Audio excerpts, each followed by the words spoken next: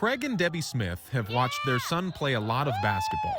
There you go, Lancers. But now when Landon's on the floor, it's different. There you go, Landon. We just didn't know that, we'd be able to see our son back on the basketball court. He's loved this sport since he was a little kid, so it's just amazing to see him play again. I don't know how bad it could have gotten, and it was just pain, and I'm not one to really say like, well, that hurts a lot, but when it hurt enough for me to tell my mom, I think she knew that something was pretty bad. It was at the end of his sophomore basketball season at McQueen, February of 2020, when Landon could no longer play through a worsening pain in his left shoulder.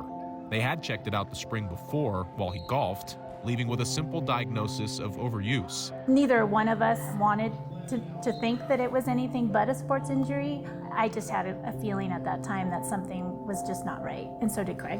Within a couple days, the Smiths were with pediatrician Dr. Megan Dory. This is a little weird, this is a little weird.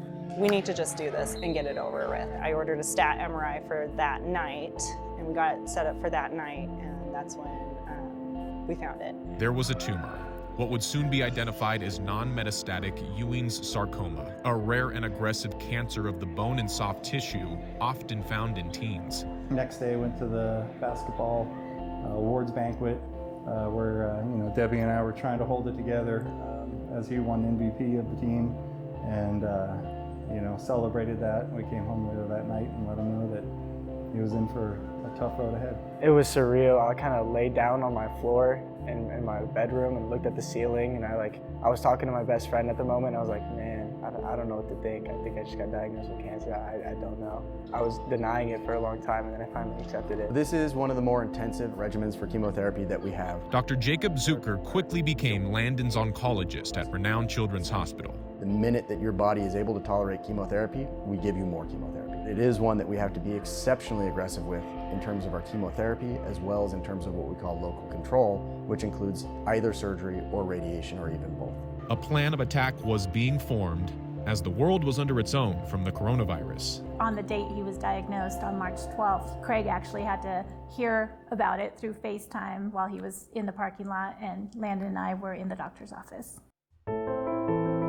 Over the next 10 months, Landon would face it all. 17 rounds of chemo, 28 trips for radiation, and 5 surgeries, including an 8-hour affair at Stanford, ridding him of his cancer-covered acromion bone.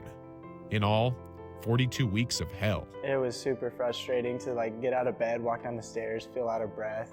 It's not what you're used to when you're running up the court all the time, being super athletic. And there weren't just moments of frustration, but also fear. I woke up and I couldn't breathe, which that sucked really bad. I was like, oh, I don't know if I'm gonna go home tonight. I was contemplating that. There was another moment in Stanford where my heart stopped. I actually watched his monitors go to 0.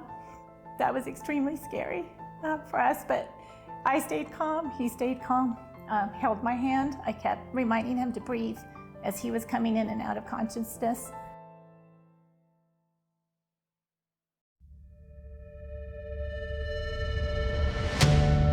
But somehow, Landon found ways to see beauty amongst the madness, like losing his hair. I can be my favorite character, Aang, for Halloween. This is cool.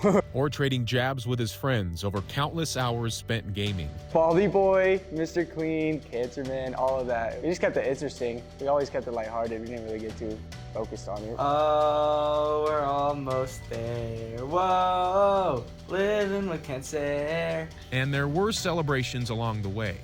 National Honor Society, a donated putting green, and a big 16th birthday. Driving home, and my mom's recording me for no reason. They're like, what are you doing? Oh my God. I had to see a bunch of my family and friends and just crazy amounts of people in my driveway. And I'm like, what is happening? It was surreal, it was crazy, and I rolled up to the driveway. Your birthday keys. No way, let's go. All the while, Landon was regaining his old form, alongside at-home physical therapist Emily Walthers. Oh man, she calls herself the physical terrorist, but I loved how much she pushed me. She's amazing. She was one of my best teammates through the whole thing. When I first met him, he couldn't lift his arm over his head. He's one of the most self-motivated kids. I really think my job was pretty easy. It was like I just asked him to try this out and he did it every time. And the same went for each and every daunting visit to the hospital. Many planned, some not. My grandma died of breast cancer, and I think it was her third battle.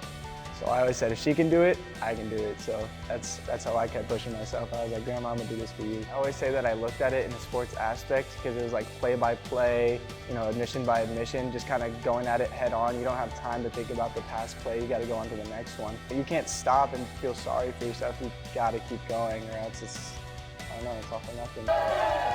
When you get to the end point, it feels amazing. Like running through radiation, that was a big booster because I wasn't done with my chemotherapy, but seeing that I could finish radiation and be fine, I was like, all right, I got this. Then finally came the 3 letters every cancer-stricken family longs for, NED. No evidence of disease. You are strong, you're a competitor. I always walked past it, looking at it, and I finally got to ring it, and it was so fulfilling. Ring this bell 3 times well. It's told to clearly say, my treatment's done, this course is run, and now I'm on my way. Finally, I don't have to go there as much anymore. I don't have to feel like this anymore. A senior, number 3, Landon Smith. Seeing him run out on the court the first time, just pride and happiness and humility and thankfulness. It almost really truly feels like it happened to someone else. Let's go, Landon! We just powered through it and did what we needed to do to make sure that our son would live. Being back on the court, being able to shoot, being able to run up and down, even though my lungs are burning, I know I'm going to be just fine, and it feels amazing. It is now onward and upward for the Smiths, with Landon healthy, happy, and enjoying a new lease on life. Now that you can see how fast everything can be taken away from you, you just want to keep doing more and more and more. And my friends always make fun of me. They're like, how do you have all this energy? I'm like, well, I was sleeping all last year, so it went somewhere. And his parents fired up to fight for other families. The fact that 95% of children who undergo cancer treatment develop an ongoing medical condition for the rest of their lives, that's not right. There's just no funding for very rare cancers. There's no money in it for the pharmaceutical companies. Yeah! Woo! Let's go, Lancers! He knew what his goals were, and that was to get back into the starting lineup, to continue high school and to be an absolute vibrant member of the community up there at McQueen. And so for that reason, he never faltered in that. It takes so many people doing their part, but Landon was really the captain of the team, of course. Since he was little, I actually always called him my happiness, and he's just pure joy. His courage, his ability to just go through what he had to go through without complaint. As parents, you're supposed to teach your child. In this case, we learned from Landon. If people see my scars or something, I'll gladly tell them the story. It's not something I want to hide, but it's not something I want to be defined by. But I'm super proud of it.